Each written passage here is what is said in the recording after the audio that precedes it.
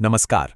आज हम श्री हित प्रेमानंद गोविंद शरण जी महाराज की शिक्षाओं से एक बहुत ही गहरे सवाल को समझने की कोशिश करेंगे। सवाल ये है कि आखिर दुख, हमारी साधना और मन की शांति, इन तीनों के बीच इतना गहरा रिश्ता है क्यों? ये सवाल सुनने में थोड़ा अजीब लग सकता है ना? भाई, हम सब तो अपनी जिंदगी में सुख चैन ही चाहते हैं, लेकिन आध्यात्मिक रास्ते पर कई बार यही आराम एक तरह की रुकावट बन जाता है। तो चलिए इसी अनोखे विचार से अपनी आज की बात शुरू करते हैं। तो हमारा पहला पड़ाव है दुख का विरोधाभास। ये एक ऐसा विचार है जो कहता है कि बड़े बड़े जो आध्यात्मिक बदलाव होते हैं वो अक्सर मुश्किलों की भट्टी में तपकर ही निकलते हैं, ना कि आराम के माहौल में। ऐसा लगता है कि जिंदगी जब हमें चुनौती देती है ना, तभी हम अपने अंदर की असली ताकत को पहचान पाते हैं। अब देखिए, यहाँ एक बहुत कमाल की बात है। दोनों तरह की परिस्थितियों का एक मकसद बताया गया है। एक तरफ अगर हालात अच्छे हैं तो उनका इस्तेमाल सेवा और साधना में होना चाहिए, और दूसरी तरफ मुश्किल हालात, उन्हें एक तरह की सफाई प्रक्रिया की तरह देखना चाहिए जो हमारे अंदर के आध्यात्मिक तेज को और ज्यादा निखार देती है। ये विचार बहुत गहरा है। ये बताता है कि क्यों महान आत्माओं के जीवन में भी हमें कष्ट दिखाई देते हैं। ये कोई सजा नहीं है, बल्कि ये तो उनके जन्मों जन्मों के कर्मों का हिसाब चुकता करने का एक तेज तरीका है, ताकि वो मोक्ष मतलब जन्म मृत्यु के इस चक्कर से हमेशा के लिए आजाद हो सके। तो ये तो समझ में आया कि दुख आध्यात्मिक तरक्की के लिए एक जबरदस्त कारण बन सकता है। अब सवाल ये उठता है कि इस तरक्की के मुख्य रास्ते कौन कौन से हैं। वैसे तो ये रास्ते ऊपर से अलग अलग दिखते हैं, पर आप देखेंगे कि इनकी नींव, इनकी बुनियाद एक ही है। कोई भी आध्यात्मिक रास्ता हो, चाहे भक्ति का हो या ज्ञान का, शुरुआत के ये कदम सबके लिए एक जैसे हैं। पहला, मन को दुनिया की उठापटक से हटाना। दूसरा, दुनिया के भोग विलास को छोड़ना। और तीसरा और सबसे जरूरी, मैं ये शरीर हूं, इस सोच से ऊपर उठना। यही वो कदम है जो हमें असली आजादी की तरफ ले जाते हैं। और इस नींव के बाद रास्ते थोड़े अलग हो जाते हैं।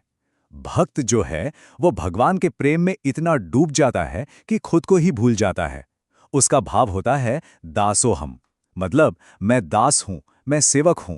और दूसरी तरफ ज्ञानी अपने असली स्वरूप में टिककर दुनिया को भूल जाता है।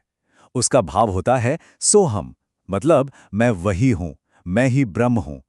लेकिन देखिए, आखिर में दोनों एक ही परम सत्य तक पहुंचते हैं। अच्छा, अब हम इस बातचीत के सबसे दिलचस्प मोड़ पर आते हैं। क्या ऐसा हो सकता है कि किसी के शरीर में तो दर्द हो, लेकिन उसके मन को कोई तकलीफ, कोई पीड़ा महसूस ही ना हो? चलिए इसी गुत्थी को सुलझाते हैं। इस हालत को हम कह सकते हैं आध्यात्मिक एनेस्थीसिया।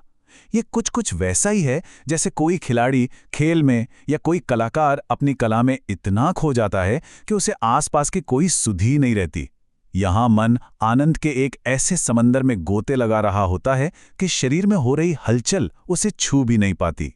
और ये उदाहरण इस बात को बहुत ही खूबसूरती से समझाता है।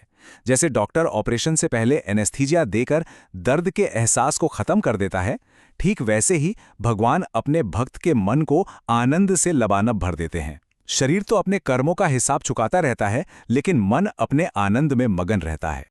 तो ये आध्यात्मिक एनेस्थीसिया वाली अवस्था तो समझ आ गई, लेकिन सवाल ये है कि इस तक पहुंचा कैसे जाए?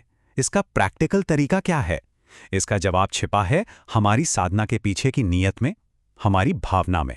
तो सबसे जरूरी सवाल ये है कि साधना कर कौन रहा है। अगर भाव ये है कि मैं कर रहा हूं, तो ये अहंकार है और ये रास्ते में रोड़े अटकाएगा। लेकिन अगर भाव ये है कि प्रभु करवा रहे हैं, मैं तो बस एक जरिया हूं, तो ये समर्पण है। और यही भाव हमें सीधे मंजिल तक ले जाता है। इसी को कहते हैं आश्रय की, यानी समर्पण की शक्ति। तो अब जब हम प्रयास और समर्पण के बीच का ये बारीक फर्क समझ गए हैं, तो चलिए कुछ प्रैक्टिकल सवालों पर आते हैं जो आज की भागदौड़ भरी जिंदगी में हमारे मन में उठते हैं। ये एक बहुत ही आम डर है जो कई लोगों को कोई भी आध्यात्मिक संकल्प लेने से रोकता है। मन में हमेशा ये सवाल घूमता है, क्या होगा अगर मुझसे कोई भूल हो गई? क्या ये कोई बहुत बड़ा पाप बन जाएगा?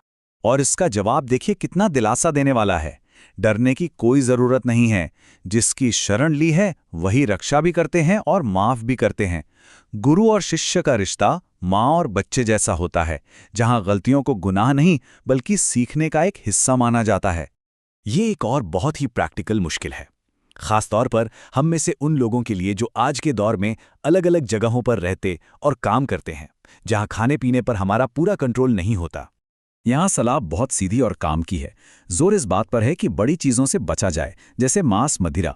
अगर प्याज, लहसुन जैसी छोटी चीज़ों से बचना मुमकिन ना हो तो उसे नाम जप का अभ्यास छोड़ने की वजह बिल्कुल ना बनने दें। बस प्रभु का नाम लेते हुए उसे ग्रहण करें और अपनी साधना को जारी रखें। अरे, ये तो बहुत ही आम समस्या है। जब हमारा नियम टूटता है तो मन में एक गिल्ट, एक अपराध बोध आ जाता है, और कई बार इसी चक्कर में लोग अभ्यास करना ही छोड़ देते हैं। पर क्या ये सही है? इसका हल भी बहुत आसान है। देखिए, अगर व्यस्तता की वजह से साधना छूट गई तो बस रोज थोड़ा थोड़ा करके उस गिनती को पूरा कर लीजिए। और अगर कोई बीमारी की वजह से अभ्यास नहीं कर पाया तो इसमें कोई दोष है ही नहीं, क्योंकि नियम तो स्वस्थ शरीर के लिए होते हैं। तो हमने देखा कि आज की जिंदगी की चुनौतियों के बीच भी रास्ता निकाला जा सकता है। और आखिर में हम एक सवाल के साथ इस चर्चा को विराम देते हैं। हमारी जिंदगी में वो कौन सी बारीक रेखा है जहां हमारा पुरुषार्थ खत्म होता है और परमात्मा पर हमारी निर्भरता शुरू होती है? ये एक ऐसा सवाल है जो हमें अहंकार और समर्पण के बीच सही तालमेल बिठाने के लिए सोचने पर मजबूर करता है।